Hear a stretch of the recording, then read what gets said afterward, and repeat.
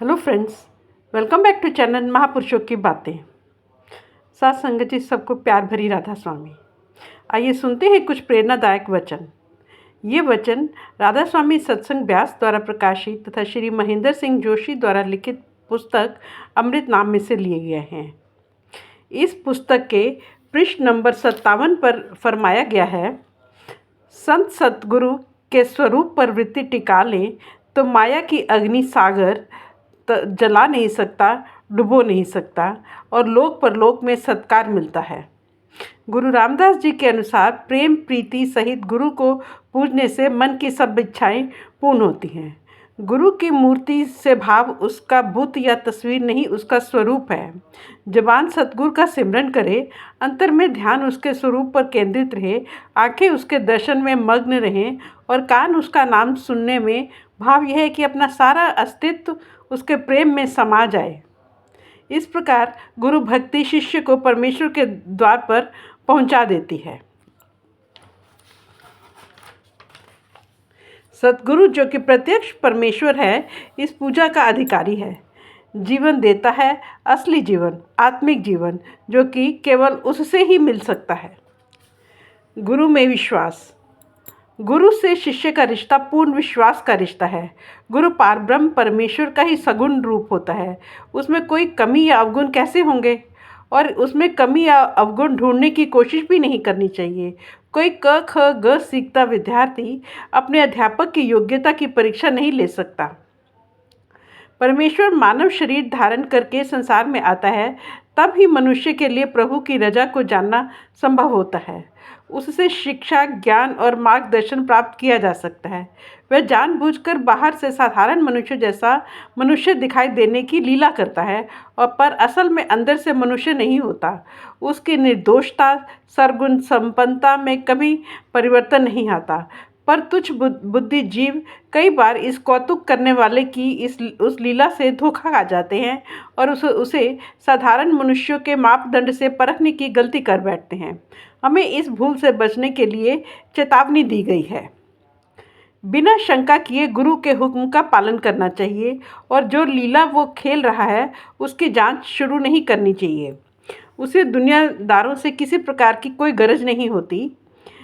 वह देखने में ही ग्रस्त दिखाई देता है, पर होता है पूरा योगी, जगत और जगत के पदार्थों की ओर से निर्लिप्त। गुरु की सामर्थ्य अपार अनंत है। वह तारना चाहे तो एक नज़र से ही बेड़ा पार कर सकता है, पर इसके लिए जरूरी है कि शिष्य गुरु को सच्चे मन से परमेश्वर समझता हो, उसमें अटल विश्वास रखता हो। कच्ची लस्सी से दही नहीं जम सकता। उल्टे बर्तन में अमृत तो क्या, वर्षा का पानी भी इकट्ठा नहीं होता। जैसा कि गुरु अर्जुन साहब ने बताया है, सद्गुरु स्वयं परमेश्वर होता है, इसलिए उसके साथ मनुष्य जैसा व्यवहार नहीं करना चाहिए। अगर उसे साधारण मनुष्य मानकर व्यवहार करेंगे तो उसके वास्तव में परमेश्वर होते हुए भी हमें उससे वही कुछ प्राप्त होगा जो एक साधारण मनुष्य से हो सकता है। उदाहरण के लिए, अगर हम किसी महात्मा के पास इस भावना से शॉल की भेंट लेकर जाते हैं कि उसके पहनने से हमारे कारखाने या खड्डी पर बनी शाल लोकप्रिय हो जाएगी और इस प्रकार हम धन कमा लेंगे, तो उससे बस पैसे ही मिलेंगे, परम पद की प्राप्ति नहीं हो सकती। पूरा गुरु अनेक शक्तियों का स्वामी होता है। जो कुछ परमेश्वर करने में समर्थ है वह गुरु भी कर सकता है, बल्कि उससे भी अधिक। पर वह अपनी शक्तियों का दिखावा नहीं करता, उनकी नुमाइश नहीं लगाता, उनकी डींग नहीं मारता।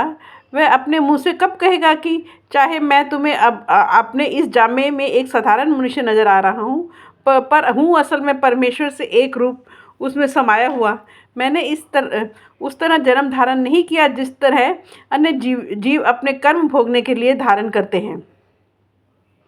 मैं तो केवल उपकार के हेतु भवसागर में तिलमिला रही आत्माओं के उद्धार के लिए आया हूँ। वह तो अपने आप को नीच, अधम, मतिहीन तथा ऐसे विशेषणों से पुकारता है।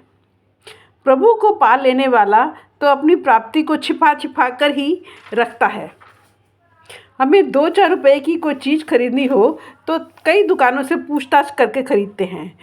गुरु धारण करना तो बड़ी से बड़ी जायदाद खरीदने से अधिक महत्वपूर्ण है। इससे वर्तमान जीवन ही नहीं बनता बिगड़ता, बल्कि अगले पिछले जीवन पर भी असर पड़ता है। इसलिए उसके चुनाव में जितनी भी सावधानी का प्रयोग किया जाए उतनी ही कम है, परंतु ये सावधानी किसी काम नहीं आती। इसका कारण ये है, गुरु तो अथाह सागर होता है। हम नाटे बोने लोग उसकी गहराई मापने का यत्न करेंगे तो सफल कैसे होंगे। वास्तव में होता यह है कि हम गुरु को नहीं ढूंढते, वह हमें ढूंढता है। हम उसे नहीं पहचानते, वह हमारी पहचान कर लेता है। गुरु तब मिलता है जब परमेश्वर हम पर दयावान होकर उससे मिलने का संयोग बनाता है, जब वह इस बात की रेखा हमारे मस्तक पर खींचता है। गुरु इस रेखा पर दृष्टि डालता है और हमें अपना जानकर अपना लेता है। हमारी अपनी कोशिश कोई अर्थ नहीं रखती। गुरु का मिलाप केवल बख्शीश है, प्रभु की और गुरु की अपनी। सृष्टि के जीव अनेक, अनंत, 84 लाख योनियाँ और हर योनि में अनगिनत प्राणी। कौन अनुमान लगा सकता है कि उनकी पूरी गिनती का? इसकी कल्पना भी संभव नहीं है। इतने जीवों में से किसी बिरले को ही सद्गुरु मिलता है, दया मेहर की बदौलत। दीक्षा। होम्योपैथिक डॉक्टर के पास लाखों की गिनती में मीठी गोलियां होती हैं, छोटी बड़ी, जो दवाइयां बनाने में काम आती हैं। उनमें से अगर आप 20, 50 या 100 गोलियां निकाल कर निगल लें तो कोई असर नहीं होगा। हाँ, अगर ये सोचकर अपने आप को विश्वास दिला दिया जाए कि हम दवा खा चुके हैं तो उसका नुकसान ज़रूर हो सकता है। लाभ उन्हीं गोलियों से होता है जिनमें डॉक्टर ने उचित प्रकार का टिंचर मिला दिया हो। सद्गुरु के दिए हुए नाम में उसकी अपनी कमाई का अंश उस टिंचर का असर रखता है। अगर कोई चींटी कहे कि मैं मैदानों में चलते फिरते कैलाश पर्वत का रास्ता खोज लूँगी तो उसके इस साहस पर रोना आएगा। इसी तरह किसी इंसान का अलख अपार पारब्रह्म तक अपने उद्यम से रसाई प्राप्त करने का ख्याल उससे कम हंसी की बात नहीं होगी। इसलिए गुरु अर्जुन साहब ने कहा है कि अपनी सूझबूझ, चतुराई और तरकीबों को छोड़कर संतों की शरण लो और श्रद्धा सहित उनके दिए हुए गुरु मंत्रों की कमाई करो। सद्गुरु की दीक्षा हर अंधेरी गुफा में, हर कठिन घाटी में, हर गंभीर संकट की घड़ी में शिष्य को रास्ता दिखाती है। उसका प्रकाश निरंतर शिष्य के कदमों को सीध देता रहता है। घंटा 2 घंटे जलकर खत्म हो जाने वाली मोमबत्ती के विपरीत गुरु की जलाई ज्योति कभी नहीं बुझती। वह तो परम ज्योति में लीन होकर खुद परम ज्योति बन जाती है। अगर तुच्छ होने के कारण जीव की अपनी बुद्धि परमेश्वर को समझने जानने में असमर्थ होती है तो ग्रंथ, शास्त्र तथा पुस्तकें भी इस बारे में उसकी कोई सहायता नहीं कर सकती। यह इसलिए कि वे अलग अलग व्यक्तियों की रची अलग अलग प्रकार की राय प्रकट करती हैं और अभ्यासी की सीमित बुद्धि यह निर्णय नहीं कर पाती कि वाद विवाद के शोर में किसको सही माने, किसको स्वीकार करें।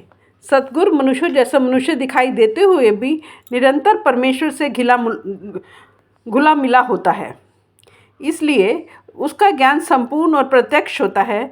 जिस प्रकार विद्वान अध्यापक पहली कक्षा के विद्यार्थी को उसकी सूझबूझ के स्तर के बात करके पढ़ाता है, उसी प्रकार पूर्ण सद्गुरु अपने दिव्य ज्ञान शिष्य की पहुँच में लाकर शिष्य को उस तक पहुँचाता है। इसके अलावा गुरु खुद एक आदर्श जीवन जीकर अपने शिष्य के लिए उदाहरण प्रस्तुत करता है। और जिस प्रकार एक पिता अपने घुटनों के बल चलने वाले बालक को उंगली पकड़ाकर उसे चोट के डर से मुक्त करके पैर उठाना सिखाता है, उसी तरह गुरु अपने शिष्य को परमार्थ के मार्ग पर चलाता है। इस तरह शिष्य के विश्वास को दृढ़ करने में सहायता मिलती है और कमाई के लिए उसका उत्साह बढ़ता है और वह डोलता नहीं है। गुरु धारण करना और गुरु मंत्र लेना केवल रस्म पूरी करना नहीं होता। अगर गुरु पूरा नहीं तो वह सच्चे नाम अर्थात शब्द का भेद नहीं दे सकेगा, शब्द धुन का अनुभव नहीं करा सकेगा और नतीजे के तौर पर परमेश्वर की प्राप्ति नहीं हो सकेगी। किसी भेषधारी का पल्ला पकड़ने पर निराश होना और पछतावा ही पल्ले पड़ता है। यदि हम पूरे गुरु से दीक्षा लेने के लिए जाएं तो सफलता निश्चित हो जाती है। जो कुछ कुल मालिक के मिलाप के लिए जानना जरूरी होता है वह सब पूरा गुरु बता देता है। गुरु मंत्र की प्रेम प्रतीति से कमाई की तो सत्य प्रकट हो गया। जासूसी कहानियों के खजानों की खोज वाली दुर्गति नहीं होती कि कहीं से आधा नक्शा मिल गया और उसके पीछे भटकते हुए सारी उम्र गंवा दी। फ्रेंड्स, अपनी इस वीडियो को आज हम यही समाप्त करते हैं। अगले वीडियो में हम आगे बढ़ेंगे। Thank you.